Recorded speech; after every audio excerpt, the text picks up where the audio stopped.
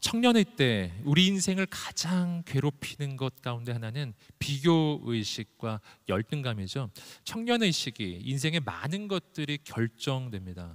많은 것들이 진행됩니다. 그 가운데서 내가 남들보다 얼마나 더 많이 가졌는지, 얼마나 빨리 가고 있는지, 얼마나 높이 가고 있는지, 이런 것들을 바라보면서 시시때때로 우리 마음에 찾아오는 게 그 비교의식과 열등감이죠. 그 가운데 정말 예외 없이 느끼는 게 이 절망과 좌절입니다. 내가 어디에 있어도, 어느 위치에 있어도 언제나 나보다 나은 사람이 있고 나은 존재가 있거든요. 근데 오늘 우리가 한 가지 꼭 기억해야 하는 것, 그것은 뭐냐면 이 비교라고 하는 것, 이것은 정확하게 마귀가 우리에게 공격할 때 쓰는 방법이라고 하는 것입니다. 이것은 하나님의 방법이 아니에요. 왜냐하면 우리가 비교의식에 빠지는 그 상황 가운데 우리가 누군가와 비교할 때 그때 우리의 시선이 어디로 가는지를 보시면 우리가 그 까닭을 알게 되는데요, 우리가 비교하고 있을 때 우리의 시선은 언제나 사람을 보게 돼 있어요. 언제나 사람을 봐요. 우리가 비교하는 그 순간 우리는 하나님을 보지 않아요. 언제나 사람을 보아요. 그리고 그와 나를 비교하는 것이죠. 그래서 비교는요, 나로 하여금 하나님을 향한 시선을 놓치게 만드는 것이에요.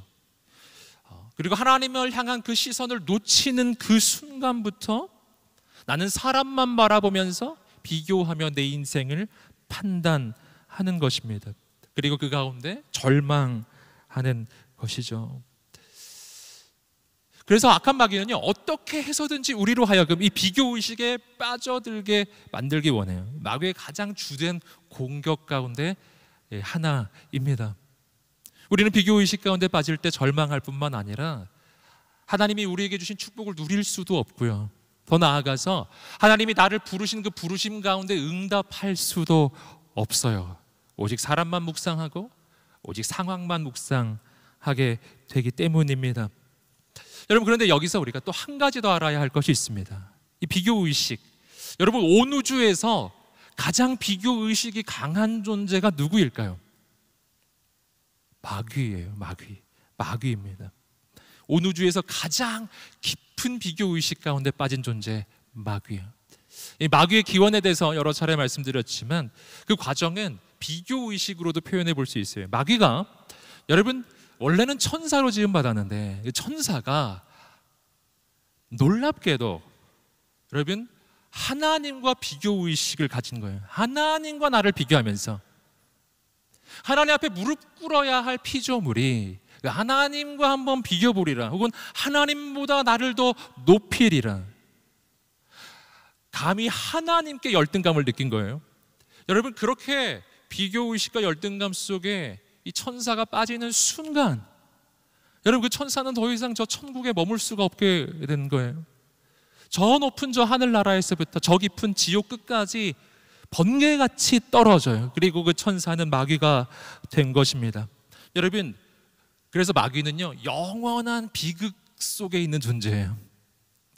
영원한 불행한 존재. 왜냐하면 하나님과 날 비교하니까요. 여러분, 어떻게 하나님을 넘어서나요? 하나님을 넘어설 수는 없어요. 온 우주 최고의 존재와 나를 비교하면 어떻게 될까요? 영원한 열등감, 가장 깊은 열등감이에요. 그리고 가장 깊은 불행함, 가장 깊은 두려움 속에 있는 존재, 여러분, 바로 마귀라고 하는 거예요. 여러분, 마귀를 두려워하지 않게 되기를 주님의 이름으로 축복합니다.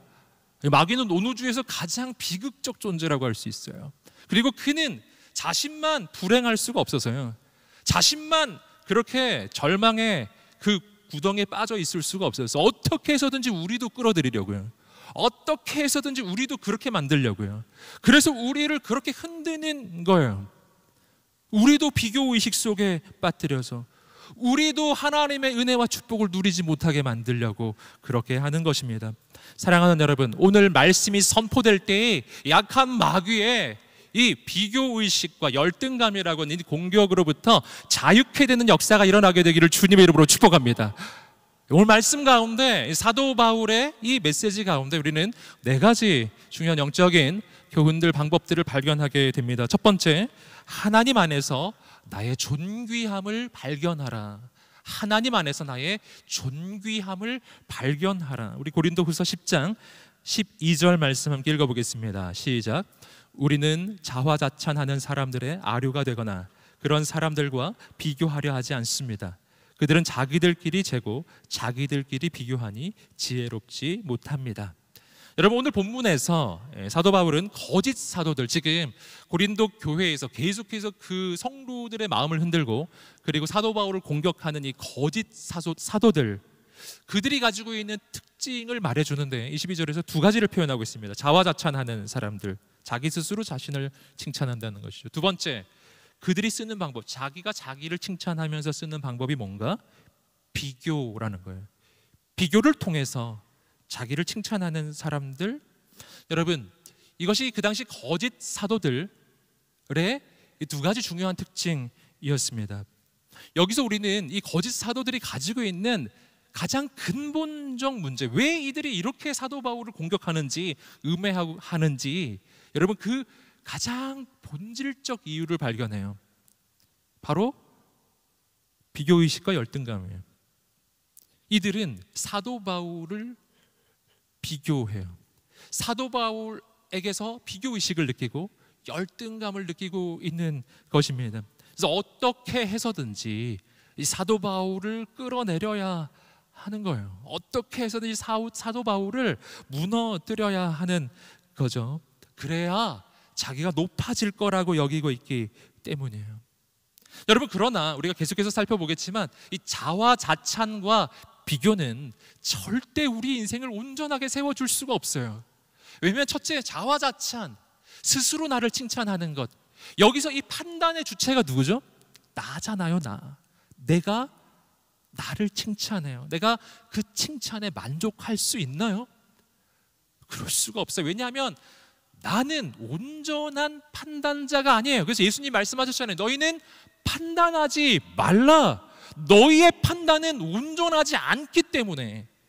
여러분, 불완전한 판단자, 내가 누군지 내가 너무 잘 아는데 내가 나 스스로 나를 칭찬하는 그 칭찬에 내가 만족할 수도 없고, 여러분 그 칭찬 가운데 내 인생은 세워질 수도 없어요. 너무 불안해요. 여러분, 그리고 비교합니다. 여러분, 그 비교 가운데 우리의 인생은 절대 온전히 세워지지 않아요. 앞에서도 나누었지만 언제나 나보다 나은 사람이 있거든요. 언제나. 여러분, 고린도후서 10장 18절에서 우리는 바로 이러한 거짓 사도들에 대해서 사도 바울이 제시해주는 다른 길, 다른 방법, 자화자찬이 아닌 내 인생이 세워지는 다른 길을 발견하는데, 우리 말씀 한번 읽어보겠습니다. 시작.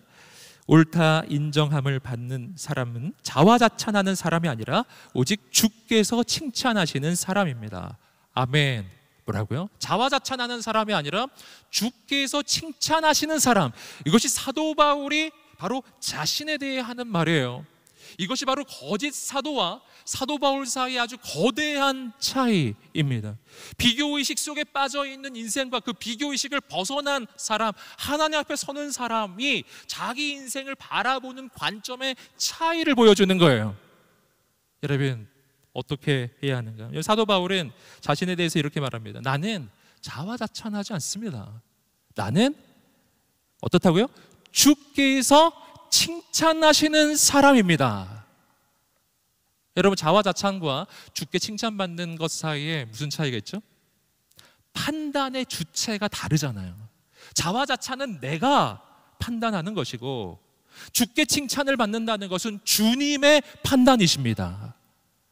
여러분 상대적이고 가변적인 나의 판단 위에 내 인생은 설 수 없어요. 나에게는 영원한 절대자이신 하나님의 판단이 필요해요.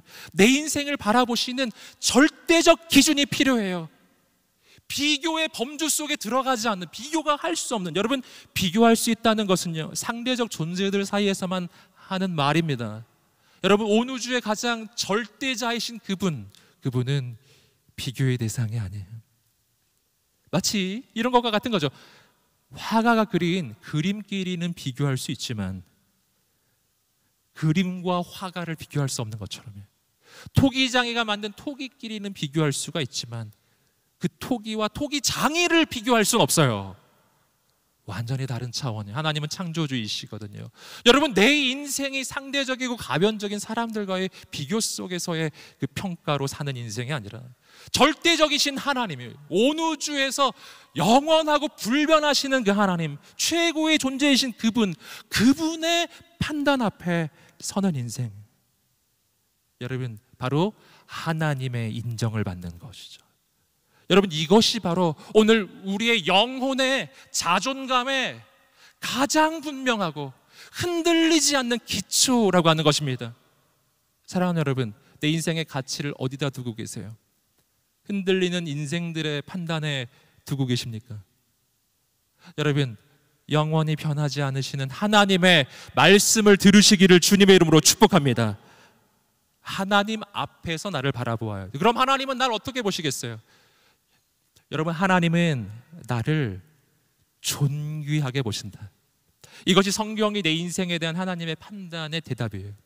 여러분, 창세기 1장에서 하나님은 우리의 인생을 하나님의 형상과 모양으로 지으셨다고 이야기했고, 하나님의 형상과 모양으로 인간이 지어졌을 때 하나님은 심히 좋으셨다고 하나님이 고백해 주셨어요. 여러분, 인간의 가치가 어디 있겠어요? 우리 인간의 가치는 하나님의 형상과 모양으로 지음받았다라고 하는 바로 여기에 있는데, 이것은 내가 태어날 때부터, 아니 어머니의 뱃속에 잉태되는 그 순간부터 바로 내가 가지고 있는 가치예요. 여러분, 이 가치는 흔들리지 않아요. 영원하고 무한한 가치라고요. 여러분, 오늘 우리의 인생이 가지고 있는 자존감의 기초가 어디에 있나요? 여러분, 그것은 나를 위해 예수님께서 십자가에 달려 죽으셨다는 그 사실에 있어요. 나 같은 것을 위해요. 예수님이, 하나님의 아들이 그 목숨을 내어주셨다라는 것은 뒤집어서 얘기하면 내가 세상이 뭐라고 해도, 사람들이 나에게 뭐라고 해도 하나님 앞에 서면 그 하나님은 나를 위해 기꺼이 아들을 주실 만큼 그렇게 귀한 존재라고 하는 뜻입니다. 사랑하는 여러분, 하나님 앞에 서시기를 주님의 이름으로 축복합니다. 사람들이 당신에게 뭐라고 이야기하나요? 세상은 나를 어떻게 평가하고 있나요? 여러분, 세상의 평가 앞에 서지 않으시기를 주님의 이름으로 축복합니다.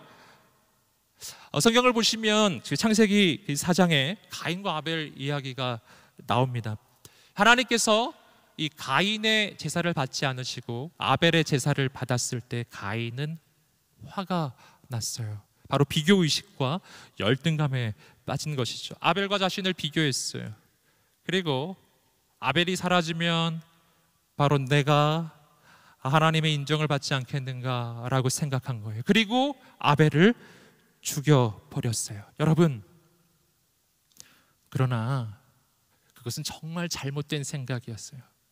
아벨과 가인을 비교하는 존재는 가인뿐이에요. 인간만이 가인과 아벨을 비교해요. 하나님은 가인과 아벨을 비교하지 않으셨어요. 하나님이 가인의 제사를 받지 않으신 까닭은 아벨보다 못하기 때문이 아니었어요. 그냥 아벨과 관계가 없는 겁니다. 하나님 보시기에 가인의 제사가 온전하지 않았기 때문에 받지 않으신 거예요. 가인의 제사가 온전하면 아벨이 훌륭해도 함께 인정을 받을 거예요. 가인의 제사가 온전하지 않으면 아벨과 관계가 없는 거예요. 그의 제사는 받아질 수가 없는 것이었죠. 여러분, 그러니까 가인이 어떻게 했어야 되냐면요, 아벨과 자기를 비교하면서 절망할 게 아니라 내가 하나님 앞에 바로 서면 되는 것이었어요.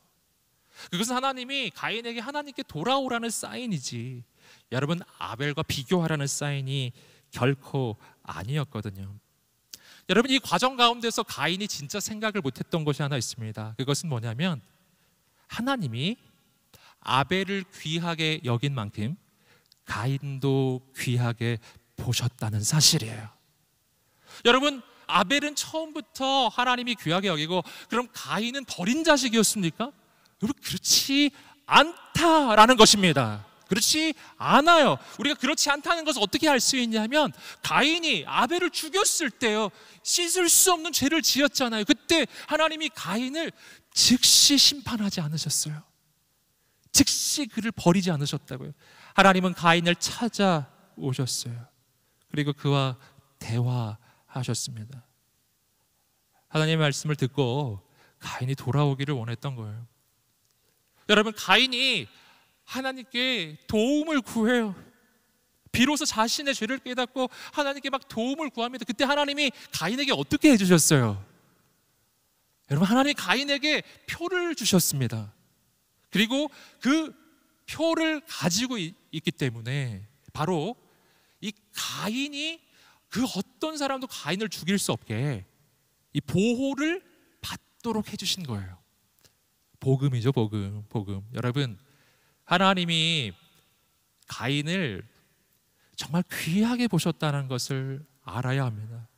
그는 그 자신도 하나님의 형상과 모양으로 지음받은 하나님의 작품이었다는 것을 알았어야 했어요. 그의 인생이 하나님 앞에서 귀하지 않은 적은 없었다라는 것입니다. 사랑하는 여러분, 오늘 하나님의 눈으로 자신을 다시 보시기를 주님으로 축복합니다. 어떤 죄 가운데 있어도, 어떤 실수와 부족함 가운데 있어도 오늘 나는 하나님의 손으로 지음받은 하나님의 작품입니다. 이것을 믿으시기를 주님의 이름으로 축복합니다. 우리 가슴에 한번 손을 얹고 자신을 한번 축복하며 말씀해 보시겠어요? 나는 하나님 앞에서 존귀한 사람입니다. 아멘. 좀 멀렸지만 서로 손을 내밀어서 당신은 존귀한 사람입니다. 한번. 아멘. 우리에게 이 믿음이 있기를 축복합니다. 두 번째입니다. 두 번째, 하나님께서 나에게 이미 주신 축복을 바라보라. 하나님께서 나에게 이미 주신 축복을 바라보라. 사도 바울이 거짓 사도들과는 달리 비교의식과 열등감이라고 하는 이 마귀의 공격 가운데 빠지지 않았던 또 한 가지가 있어요. 그것은 그가 하나님이 주신 축복을 볼 수 있는 눈이 있었기 때문입니다. 우리 함께 고린도 후서 10장 13절 말씀을 읽어보겠습니다. 시작. 그러나 우리는 정도 이상으로 자랑하지 않고 오직 하나님께서 정해주신 분량의 범위 안에서 자랑하려고 합니다. 우리의 자랑은 곧 우리가 여러분에게까지 다다른 정도입니다. 사도 바울은 이어지는 구절에서 그 자화자찬하는 이 거짓 사도들과는 달리 사도 바울의 자랑에 대해서 이야기해요. 사도 바울은 무엇을 자랑하는가? 거짓 사도들은 자기를 자랑하고요. 사도 바울은 무엇을 자랑하는가? 오늘 말씀의 내용을 정리하면 이거예요. 사도 바울은 지금 자랑하는 게 있는데 그것은 고린도 교회의 성도들이에요. 고린도 교회의 성도들, 즉 바로 사도 바울을 통해서 복음을 듣고 살아난 영혼들, 이것이 바로 사도 바울이 자랑하는 그 자랑의 이유였어요. 여러분, 그런데 여기서 우리가 한 가지 생각해 볼 것이 있습니다. 이것은 뭐냐면 지금 사도 바울이 그렇게 자랑할 만큼 내가 자랑할 거리가 있는데 고린도 교회 여러분입니다. 이렇게 이야기하는 거예요. 여러분, 그렇게 자랑할 만한 사람들이었는가? 고린도 교회 성도들이요. 과연 그런 사람들이었는가? 여러분 인간적으로 보면은 그렇지 않았어요. 고린도 전설을 보시면 고린도 교회에 얼마나 큰 문제가 있었는지 굉장히 많이 나옵니다. 문제가 많았던 교회예요. 또 한 가지, 이 교회는 고린도 후서를 읽어보시면 사도 바울을 공격해요. 이 성도들이 막 사도 바울을 공격하는 교회였어요. 얼마나 사도 바울이 힘들었는지 몰라요. 여러분, 고린도 교회의 성도들을 바라보면서 이들이 바로 하나님 앞에서 나의 자랑입니다 라고 이야기하기가 어려운 사람들이 고린도 교회의 성도들이었다라는 것입니다. 여러분, 그러나 오늘 본문의 말씀을 읽어보시면 사도 바울은 그렇게 말하지 않아요. 그렇게 말하지 않아요. 내가 여러분에게까지 이르러서 여러분에게 복음을 전했고 바로 여러분 가운데 영혼들이 살아나고 교회가 세워졌다는 이 사실에 대해서 나는 하나님 앞에서 자랑합니다. 아멘. 여러분은 나의 자랑입니다. 여러분, 얼마나 놀라운 고백인지 모르겠습니다. 고린도 교회 성도들을 보면서 막 괴로워할 수도 있고 힘들어할 수도 있고 다시는 보고 싶어 하지 않았을 수도 있는데, 여러분, 사도 바울의 눈은 어떤 눈이었는가? 사도 바울의 시선은 그 가운데서도 하나님의 은혜를 보는 눈이었어요. 그렇게 날 힘들게 했지만, 그러나 이 성도들이 하나님 앞에서 지금 살아났다라는 거, 예수님 믿었다라는 거, 여러분, 감사하고 감사하는 거예요. 여러분, 그러므로 사도 바울은 비교의식에 빠져들지 않는 거예요. 하나님이 내게 주신 축복을 나는 보고 있기 때문입니다. 여러분, 성경에서 보면 그 비교의식으로 인생이 불행했던 사람이 있죠. 이 사울 왕이죠. 그는 가진 게 너무 많았잖아요. 왕이었고 모든 권력과 모든 부유함을 다 가지고 있었는데, 그런데 그는 평생 다윗과 자신을 비교합니다. 그 비교의식 속에서 사울 왕은 평생 불행해요. 그 모든 축복, 하나님이 주신 축복이 너무나 많았지만 하나도 누리지 못해요. 축복이 없었던 게 아니에요. 축복이 분명히 있었는데 마치 그 축복이 없는 것처럼 살았던 사람이 바로 사울 왕이었다라는 것이죠. 여러분, 사랑하는 여러분, 오늘 우리가 우리 삶에 하나님이 이미 주신 축복을 볼 수 있는 눈이 열려지게 되기를 주님으로 축복합니다. 내 안에 하나님 주신 것이 얼마나 많은지를 보게 되기를 주님의 이름으로 축복해요. 여러분, 우리가 너무 잘 아는 오병이어의 현장 가운데 기적이 일어나는 터닝 포인트가 한 장면이 있었습니다. 그것은 뭐냐면 예수님의 기도였는데, 어떤 기도였는가? 마태복음 14장 19절 말씀 읽어보겠습니다. 시작. 예수께서는 사람들에게 풀밭에 앉으라고 말씀하시고 빵 5개와 물고기 2마리를 들고 하늘을 우러러 감사 기도를 드리신 후 빵을 떼셨습니다. 그 후 예수께서는 그 빵 조각을 제자들에게 나눠 주셨고 제자들은 사람들에게 나눠 주셨습니다. 여러분, 예수님과 지금 제자들이 가진 것은 떡 5개와 물고기 2마리 뿐이었어요. 먹일 사람은 여자와 아이를 합쳐서 2만여 명이었는데 가진 게 떡 5개와 물고기 2마리라면, 만약 예수님이 비교의식 속에 사로잡힌 분이었다면, 만약 그분이 열등감에 괴로워하고 있는 분이었다면 이 상황 속에서 어떻게 했을까요? 절망했겠죠. 불평했을 거예요. 하나님이 어떻게 이러실 수 있냐고, 어떻게 지금 이렇게 사람이 많은데 나한테 이것밖에 안 주실 수 있냐고. 여러분, 불평하지 않았겠어요? 여러분, 그런데 이 말씀에서요, 예수님이 불평하지 않는 거예요. 원망하지 않는 것입니다. 말씀에서 예수님 뭘 하셨죠?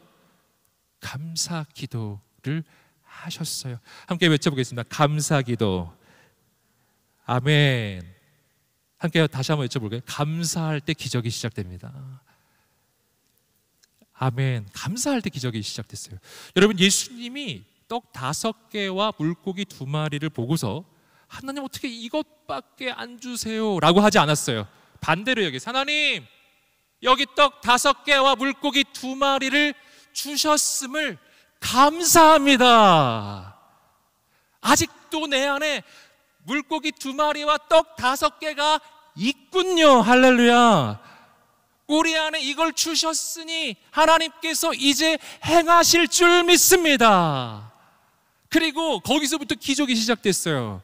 여러분, 그곳에 있는 모든 사람이 먹고 더 남는 충만한 역사가 일어난 줄 믿습니다. 여러분, 우리 안에 그 감사가 있게 되기를 주님의 이름으로 축복합니다.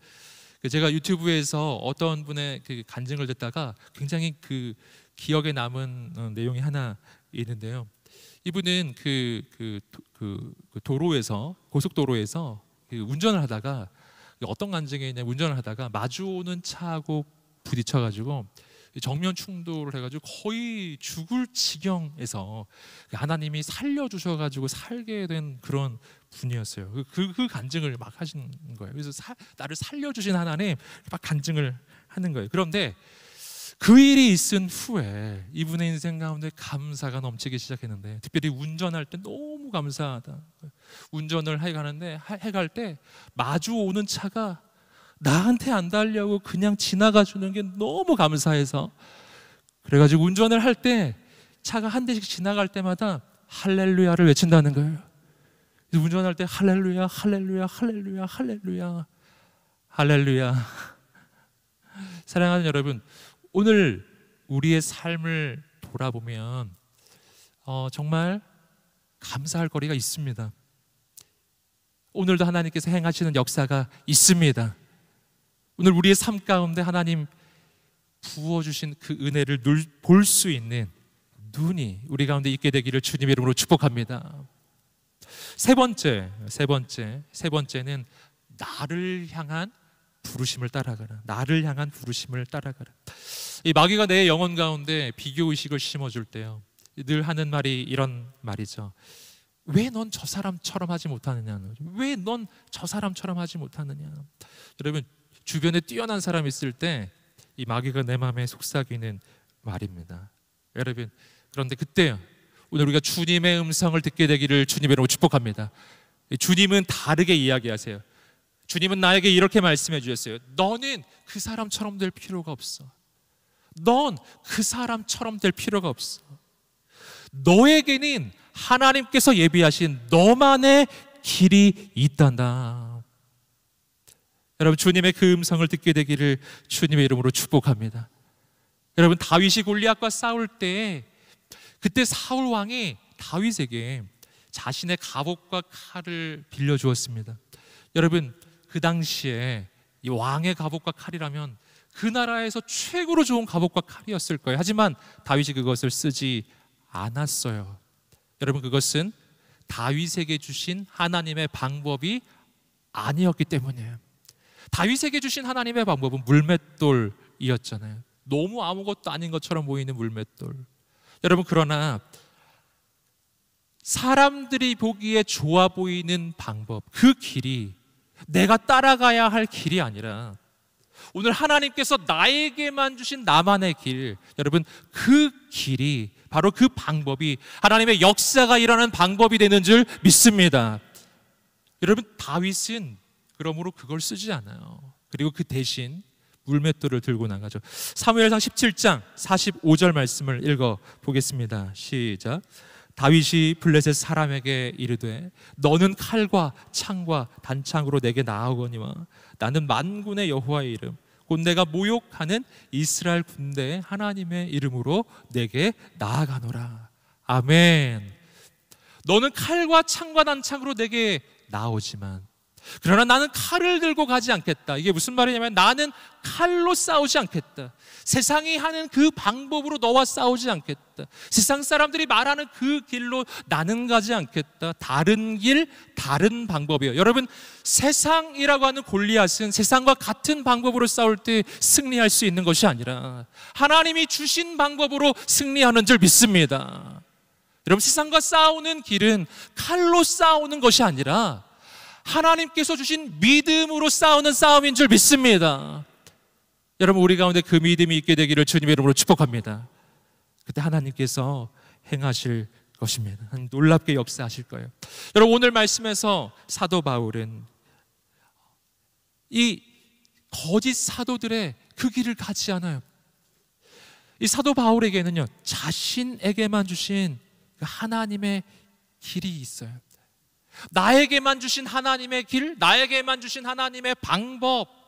사도 바울이 그 마음에 품고 있는 그 하나님의 길은 바로 복음을 전하고 영혼을 살리는 일이었어요. 복음을 전하고 영혼을 살리는 그 일이었어요.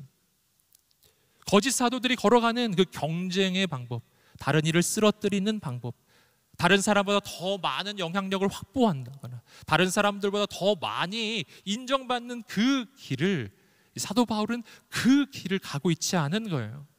여러분, 고린도후서 10장 15절 16절 말씀입니다. 함께 읽어보겠습니다. 시작. 또한 우리는 다른 사람의 수고를 가지고 분량 밖의 자랑을 하는 것이 아닙니다. 다만 우리가 바라는 것은 여러분의 믿음이 자라남으로 우리의 활동 영역이 여러분 가운데서 크게 확대되는 것입니다. 그래서 결국 여러분의 지역 너머까지 복음을 전파하기 위한 것이지 다른 사람의 영역이 이미 마련된 것들을 가지고 자랑하기 위한 것이 아닙니다. 여러분, 사도 바울이 바라는 것이 무엇인지 사도 바울이 지금 말하고 있는데 그것은 딱 한 가지예요. 그것은 고린도 지역에서, 고린도 교회에서 성도들의 믿음이 자라나고 그들의 영혼이 살아나서 바로 그들을 넘어서서 계속 복음이 증거되는 거예요. 영혼이 살아나는 거예요. 그거 한 가지가 지금 사도 바울이 바라는 것입니다. 여러분, 그렇기 때문에 사도 바울에게는 분명한 사역 원칙이 하나 있어요. 오늘 말씀에서 사도 바울이 직접 말해주는 사역 원칙이 있습니다. 그것은 뭐냐면, 다른 사람이 사역을 해서 거기서 이미 많은 열매를 맺고 있을 때 그곳에 그냥 숟가락만 얹듯이 막 그런 곳에 가서 내가 그 영광을 취하는 그런 방식으로, 사도 바울은 그런 방식의 사역을 하지 않는다는 것입니다. 이것이 바로 지금 거짓 사도들이 정확하게 원하는 거예요. 영혼이 살아나는 것이 아니라 자신의 영향력을 확대하는 것을 꿈꾸는 사람들. 여러분, 그 길을 가지 않는 거예요. 사도 바울은 영혼을 살리는 길을 가는 것입니다. 사도 바울의 목적은 딱 하나뿐이에요. 경쟁자와 싸워서 이기는데 목적이 있지 않아요. 나를 통해 한 영혼이 살아나는데 거기에 사도 바울의 인생의 목적이 있습니다.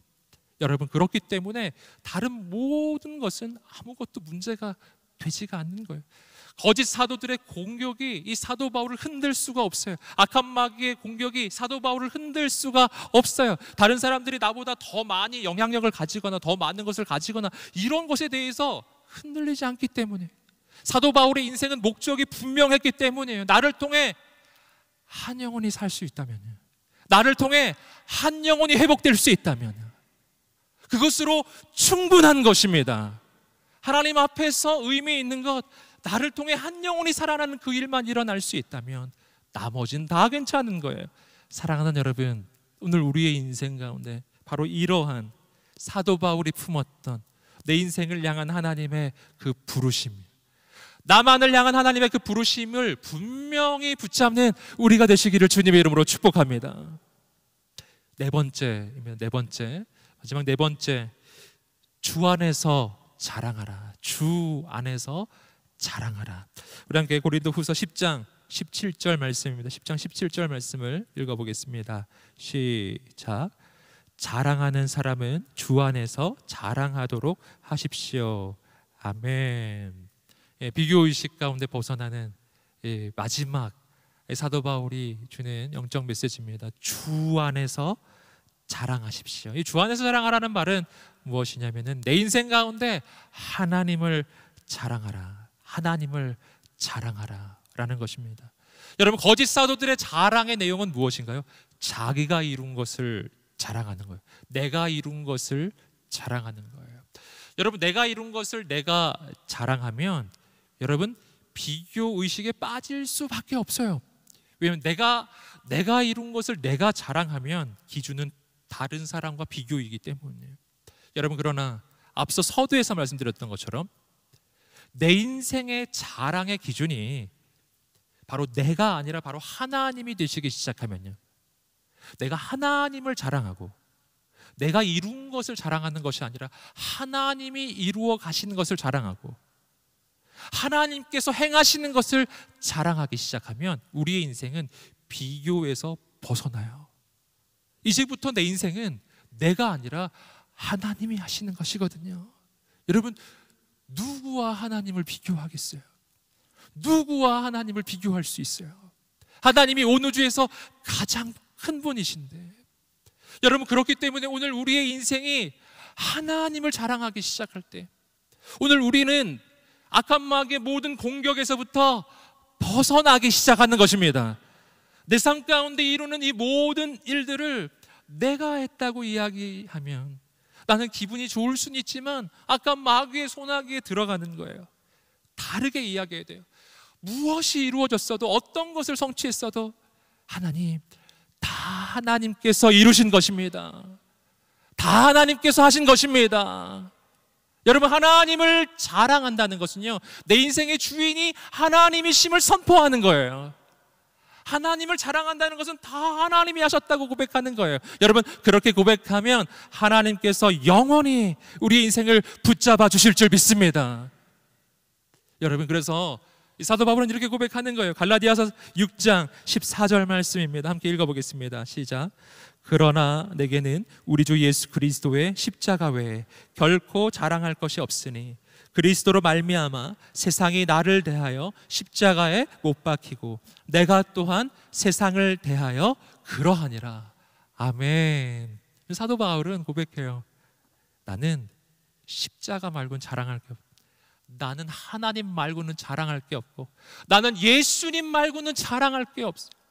다 하나님이 하신 것이고, 내 인생에 무언가 있다면 전부 다 하나님의 것이고, 나의 현재 지금 행하시는 분이 하나님이시고, 나의 미래, 내 미래를 계획하시는 그분이 하나님이시고, 그 미래 가운데 가장 놀라운 계획을 가지고 그것을 이루실 분이 하나님이시기 때문에, 그 하나님이 내 인생을 책임지실 것을 내가 알기 때문에, 나를 통해 하나님이 가장 놀라운 것을 이루실 것을 내가 알기 때문에 나는 하나님만 자랑합니다.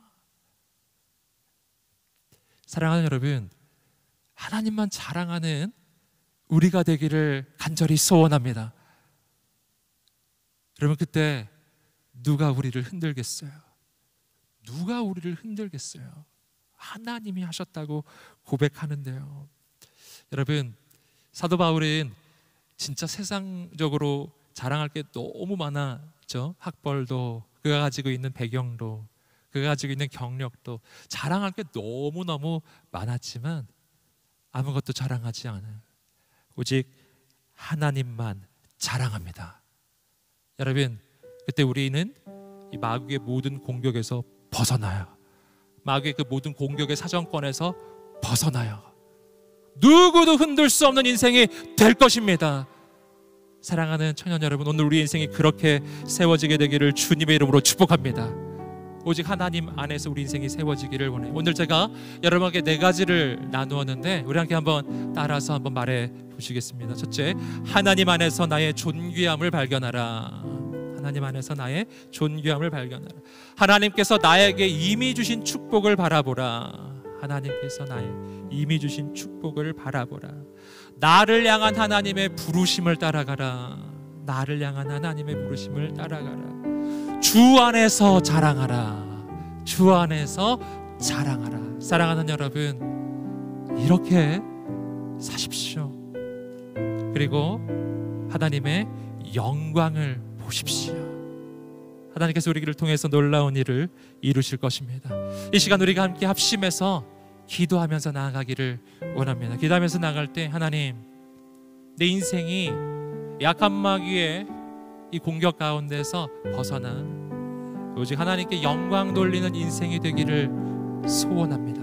어떻게 해야 합니까? 사랑하는 주님, 오늘 하나님을 향한 나의 눈을 열어주시고 내 인생을 바라보는 하나님의 그 시선으로 나를 바라보게 하여 주옵소서. 오늘 하나님 안에서 내가 얼마나 귀한 존재인지를 깨닫고 발견하게 하여 주시옵소서. 내가 자화자찬하는 인생이 아니라 하나님께 칭찬받는 인생이 되기를 소원합니다. 그 악한 마귀의 공격으로부터 자유로운 인생, 내 인생 가운데 하나님이 이미 부어주신 그 축복을 볼 수 있는 눈이 열린 사람들, 오늘 우리의 인생이 그런 인생이 되기를 소원합니다. 주여 역사하여 주시옵소서.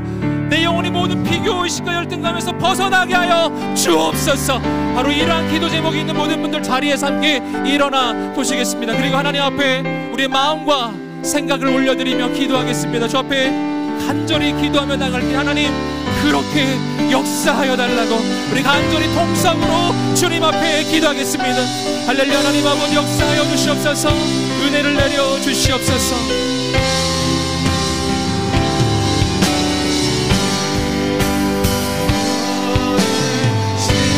거룩하신 하나님 아버지, 기도하며 나가는 모든 영혼들, 모든 심령들마다 하나님 아버지 하여 주시옵소서. 살아계신 하나님을 느낄 때 내 삶은 주의 역사가 되고 아버지 임하여 주시옵소서. 역사하여 주시옵소서. 기도하며 나가는 모든 영혼과 심령마다 아버지 하나님 도와주시옵소서. 역사하여 주시옵소서. 전능하신 하나님을 느끼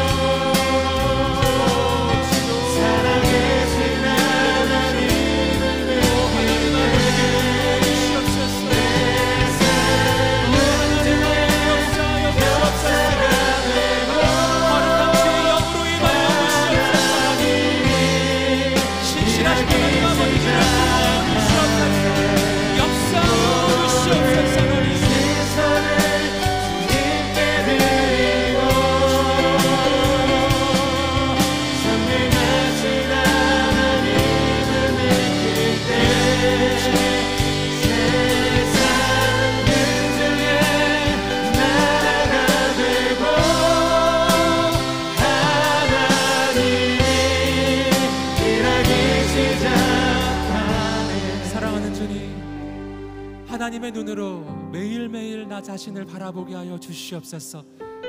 세상의 눈으로 나를 바라보며 낭망치 않게 하여 주시옵소서. 세상의 눈으로 나를 바라보며 절망하지 않게 하여 주시옵소서. 예수 그리스도를 명하는 모든 두려움과 절망함이 떠나갈지어다. 아버지 하나님의 눈으로 나를 바라볼 때 내가 얼마나 존귀한지, 나를 살리기 위해서 하나님이 얼마나 놀라운 인생을 치르셨는지 내가 매일매일 예수 그리스도의 십자가 앞에 서게 하여 주시옵소서. 오 하나님 아버지, 내 인생은 사람의 인정을 받는 인생이 아니라 하나님의 인정을 받는 인생이 되게 하여 주옵소서. 사람의 칭찬에 목마른 인생이 아니라 하나님의 칭찬에 목마른 인생이 되게 하여 주시옵소서. 나를 향해 이미 존귀하다 말씀해 주시는 나를 사랑하시는 나의 아버지를 매일매일 만나게 하여 주옵소서. 사랑하는 주님, 눈을 열어 주옵소서. 눈을 열어 주옵소서. 내 삶을 이미 축복하시는 하나님의 놀라운 역사를 보게 하여 주시옵소서. 사랑하는 여러분, 이 시간 우리가 다시 한번 기도하면서 나아갈 때 하나님, 오직 나를 향한 부르심, 내 인생을 향한 하나님의 가장 놀라운 계획이 있음을 믿습니다. 아버지, 내가 세상을 바라보고 다른 일을 바라보면서 내가 늘 부러워하고 늘 비교의식 가운데 나는 왜 저렇게 될 수 없을까? 라고 생각했던 그 마음들, 오늘 그 마음을 하나님 앞에 올려드리십시오. 하나님이 결코 기뻐하시는 마음이 아니에요. 나는 왜 저렇게 될 수 없을까? 여러분, 그렇지 않아요. 여러분, 그렇지 않아요. 주님이 당신에게 분명히 말씀해 주실 거예요. 사랑하는 아들아, 사랑하는 딸아, 너만을 향한 나의 계획이 있단다. 너만을 향한 하나님의 계획이 있단다. 오직 너만을 향한 하나님의 방법이 있단다. 다윗의 물맷돌처럼, 바로 모세의 그 아무것도 아닌 것 같은 그 지팡이처럼, 바로 예수님의 손에 들려졌던 떡 5개와 물고기 2마리처럼 인간 보기엔 아무것도 아닌 것 같이 보이지만 그 아무것도 아닌 것 같은 그 안에 인간이 상상할 수 없는 하나님의 계획과 뜻이 분명히 있었어요. 사랑하는 여러분, 하나님의 눈으로 자신을 다시 바라보십시오. 예수 그리스도를 명하는 이 모든 비교의식이 떠나갈지어다. 열등감이 떠나갈지어다. 누가 당신을 열등하다고 이야기하던가요? 여러분, 하나님의 말씀을 들으세요. 하나님의 말씀을 붙잡고 일어나십시오. 하나님께서 오직 당신만을 위해 준비하신 하나님의 길이 있어요. 한 영혼을 구원하고 이 시대를 변화시키는 거룩한 하나님의 사랑으로 하나님이 분명히 당신을 세워주실 것입니다. 이 시간 자신의 인생을 주 앞에 올려드리면서 기도하며 나아가십시오. 하나님, 오직 하나님의 부르심을 따라가게 하여 주시옵소서. 사람 따라가지 않게 하여 주시옵소서. 세상 부러워하지 않게 하여 주시옵소서. 한 영혼을 구원하는 하나님의 손길이 되게 하여 주시옵소서. 하나님 앞에 부르심에 응답하며 하나님께 칭찬받는 인생이 되도록 주여 나를 인도하여 주시옵소서. 우리 하나님 앞에 두 손을 들고 주여 외치며 기도하겠습니다. 주여, 거룩하신 하나님 아버지, 역사해 주시옵소서. 하나님, 은혜를 내려주시옵소서.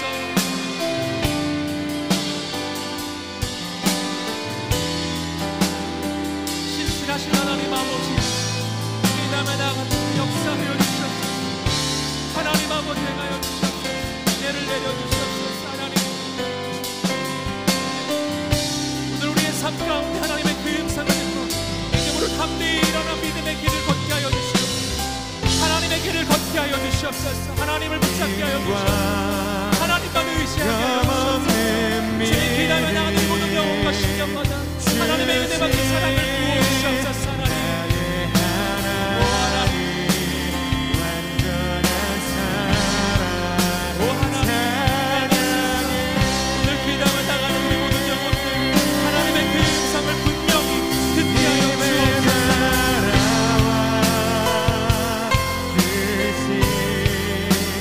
나의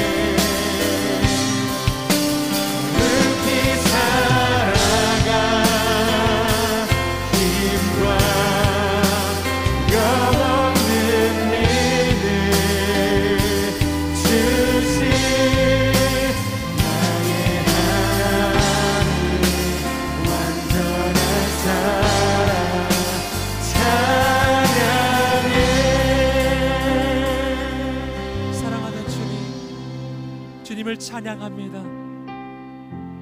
나를 향한 가장 놀라운 뜻과 계획하심으로 주님, 나를 인도하신 하나님을 찬양합니다. 내가 사람을 보지 아니하고 하나님을 바라보겠습니다. 세상을 바라보지 않고 주님을 따라가겠습니다. 주님, 사람 칭찬 따라 사는 인생이 아니라 하나님께 칭찬받는 인생 되겠습니다. 세상을 자랑하는 인생이 아니라 예수님을 자랑하는 사람, 하나님만 자랑하는 사람, 내가 하나님의 사람이라는 것을 자랑하는 사람이 되겠습니다. 나의 자랑스러운 예수님, 주님만 사랑하겠습니다. 예수님의 이름으로 기도드립니다. 아멘.